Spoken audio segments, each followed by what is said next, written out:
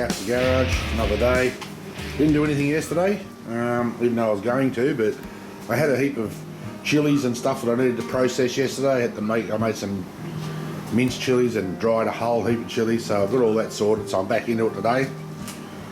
What you see here is my newest plan. I was going to have to make an adapter for the back here for my guide plate, but I thought, why not? It's only about, I think about 3 or 4 mil. I'll just machine it off. That'll take a little bit of weight off it, not a lot, but it'll take a little bit. I'll machine it down so it's just bolted directly to the back of the flattener and make it look pretty. So I'm going to do that, and then I'm going to run the chamfering tool around it. Take a little bit off this just to clean up, make it look nice. So yeah, so I'm going to machine that off. That's going to make life a whole lot easier for me. Yeah, so I might get this going. I'll machine a little bit, and then I'll put you in the stand for a little while. It's get a little bit boring sometimes machining all this. Probably just as boring listening to my monotonous voice too, but there you go. So I'll get stuck into this and I'll bring you back a little bit later on. Stay tuned.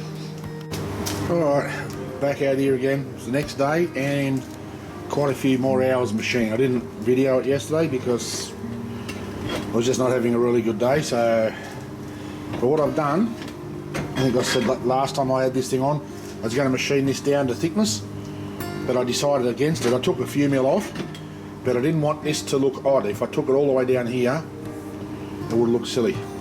So what I've done is I've machined that down there, took a skim off the front, not much, and it didn't even clean up all the way down. I purposely put it at about 1/2 degree angle, just to machine it up and get all these corners looking nice. And I've gone and put my chamfering tool and chamfered all around the outside. So it looks a little bit more professional. It looked too backyard before. That's why I'm not overly keen on doing chamfers with a flap wheel. I'll whatever I couldn't do in the mill, I'm just going to do by hand with a file. So what I'm going to do now is I'm going to put the cutter in there, measure it. I'm going to make the thing for the back there, weld it, and then machine it to the right thickness.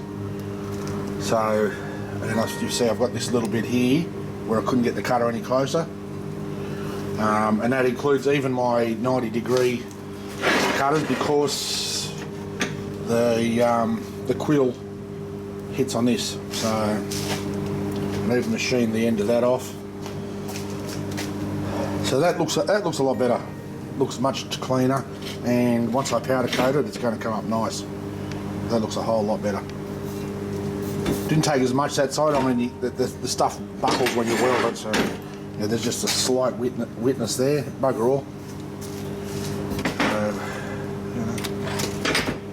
So that's how it is. This was a bit tough. I should have filmed this bit because I had it perched like that. I had a piece of plate under the end there, a bit of packing under there to bring it up to the level I wanted, and I had a clamp through there. And it worked out fine. It was steady. It was plenty steady, so it wasn't an issue. So yeah, I'm going to do this bit now, and I'll bring you back when I'm ready to get moving.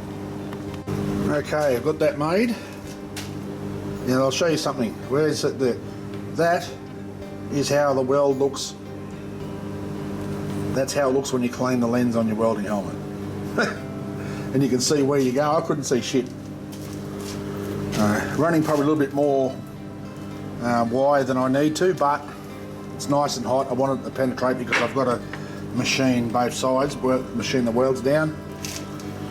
Just trim up in the ends there and machine just I don't know if you can see that, hang on, just a couple of mil off there. So only needs just 1/2 mil clearance. So let me go and set the mill up and we'll go and do a bit. Righto, we've got it in there ready to go. I've got it as level as I could. Well, I haven't got any decent parallel strips, but it wouldn't matter anyway because of the weld. But I put my electronic angle meter on there and it gave me 0.01 of a degree, which is pretty bloody close. So let's do something.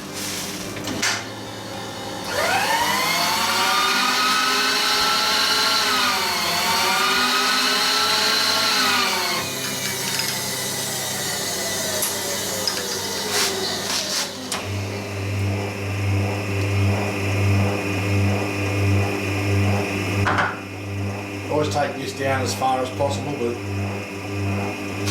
really it makes bugger all difference to the chatter. What do we want? 1,000 RPM would be enough.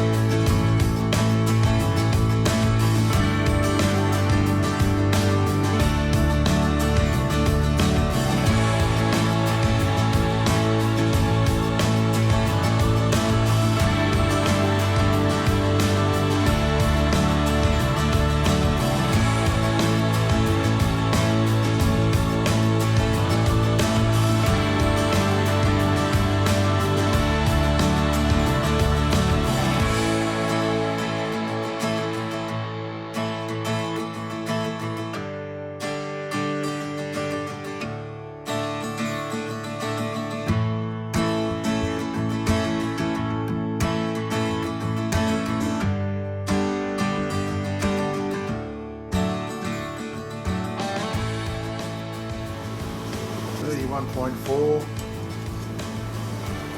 31.4, close enough. It's not bad considering I don't have any parallel strips.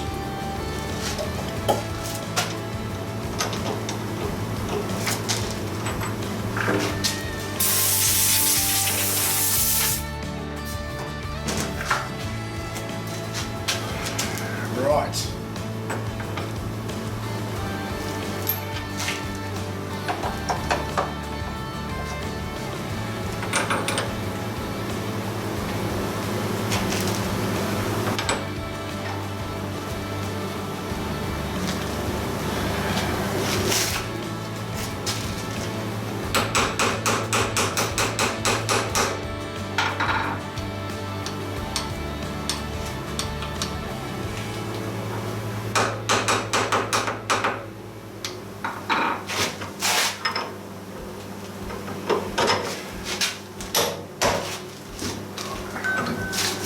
Righto, now I'm going to get this down.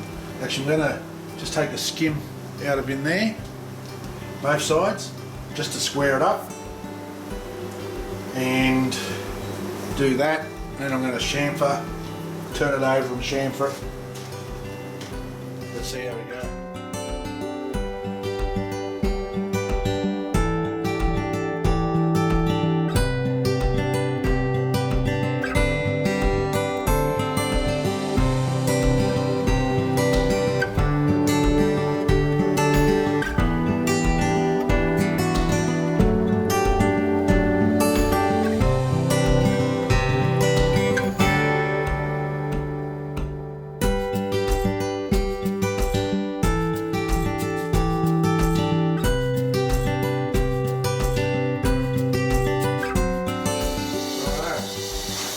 Go down and measure what our size is. 8.15, so we'll make that 9 mil. It's going to be hard to get me bloody supersized verniers in there, isn't it? Well, it's only a guide, so let's do it the rough way and use ruler measurements.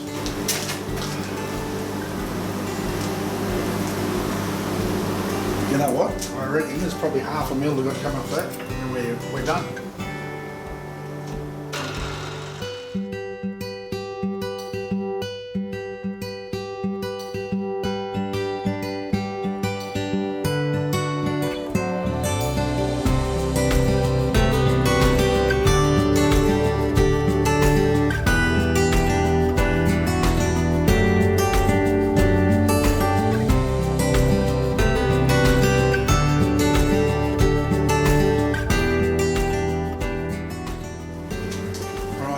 That's all machined, all chamfered. I've just got to do these little corners here by hand. I'll do those with a file. So what I'm going to do now is I'm going to go and have some lunch, and then I'm going to come out and tack it to the romper stomper and bring it back up here and drill it. Yeah, that's come up pretty good. Stay tuned. Righto, there we go. Got it done and on. I drilled it, and because I couldn't find the other bloody countersunk screws, so I had two 6mm bolts there, so I just put a slot in them and buried them, and it's all ready to go. Well, when I say ready to go, it's ready to almost ready to start testing. I've just got to well, I've got to go. I think I might go down to Pertec tomorrow and get some air fittings. That's not too bad. It's got a little bit of back and forward play, but it's not too bad. Now that I've got it all bolted together, it's pretty good. So just like I said, there's just a bees doodle there, and that's all I need. It's just to stop that thing from pushing forward. So I've got the thickness of the ruler.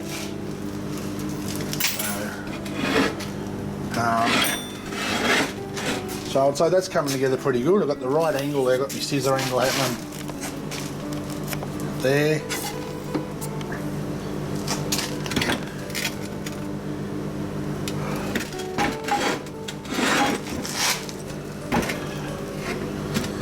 It's not quite level. If I sit on the bench, there's a little bit hanging underneath it. So yeah, I'm happy with what I've got there now. Made a bit of progress this week for a change. So what I'm going to do, like I said, is get some fittings. Because I tested it the other day with the air hose, just with a fitting, and hooked the air hose on it, and man, talk about fly, that's deadly. So I need flow control. I'm going to get two little flow control valves, so you can just slow it down a little bit, and you still end up with the same force. It just reacts a little bit slower. Flow controls, some fittings. So I'm just going to take. Well, I know what I need there. They're 1/8. It's 1/8. They're quarter BSP. So I'm just going to. I need something for that. They're the same there, quarter in the back there. And the valve. They're all quarter, except for these. And they're 8th, but I've got to get a couple of 8th fittings and some reducers. So what I'm going to have is, when I make the front for it, this will sit about there. So it'll have a piece of metal around it, obviously, and what it'll do is it'll activate, because I'm going to drill and tap some holes and make it adjustable. So if Dion wants to, cut them 10mm long, he can. If he wants to cut them 2 inches long, he can. So what I'll do is push the pipe in. Actually, it'll be this way, because I'm still going to put a hinge section in there to activate this. It's a bit hard with one hand. what it'll do is it'll come down and cut it, push it, come down, cut it, the pipe pull out, that'll pop out, and that'll return. So being that control valve being spring return, but I'm going to have this on the side as a redundancy. I'm just going to take the wheel off and just put a thumb wheel or something on that, just to crush the first couple of inches of the pipe, stick the pipe in there. The only other thing I've got to try and come up with is some way of feeding it in, because obviously you don't want to put your fingers sort of even up that far. I'm sorry, my camera work really is shit. I'm sorry, I apologise. Yeah, but even though it's not going to operate real quick, you still don't want to get your hands here, so I'm going to see if I can make a pusher. Why don't be something off to the side, so when you come down this far, you pull it around and use that to push the pipe in, because you'll be able to do it just constant, chunk, chunk, chunk, chunk, chunk, chunk, because as soon as it drops the steel, the thing starts to come up. Once it's clear, you push the pipe through, even if it's only halfway return, you push it, it'll come back down again. So it will work super quick. And of course, that's my safety. I don't know if I think I might have mentioned that another. That's, you're going to have your foot on that before it'll work. Just for safety measure, because that way you're aware of what's going on. You won't have someone walking around and sticking their hands in it. So it'll have a couple of safety backups on it. As I say, that foot pedal for one. And I'm thinking, I don't know, I might even get another button. So you're going to have two hands busy. One hand holding your safety, one foot on the pedal. And it's just basically a circuit. So you feed your air in, and once it comes out, the main feed will go into the back of here. Once the air comes out, then it'll split for your activation circuit and for your operation circuit. So that'll have to be on first. If I run the air from there through another switch, then you'll have to activate that to run air to the other switch. So you're going to have 3 switches. I think I might do that. I know Dino's not an idiot, and but it's just, I'd hate to think that there was some way around it and someone got their fingers in there, because that will do damage. Yeah, I'm just gonna, I might even try and put a little bit of wire mesh, the safety over it, so you can't get your hands in there. A few little things. It's going to take a little bit, but I'll get there. Anyway, I've been talking way too fucking long, haven't I? You can't shut me up. I used to hate talking to the camera, and now you can't shut me up. It is what it is, eh? Anyway, thanks for hanging around. I know it's been a little bit haphazard with the videoing, and I do apologise, but sometimes, particularly if I'm having a bad day mentally, and I mean, for those that actually watch this far, if you don't know what PTSD is like, then trust me, it's not good for the head.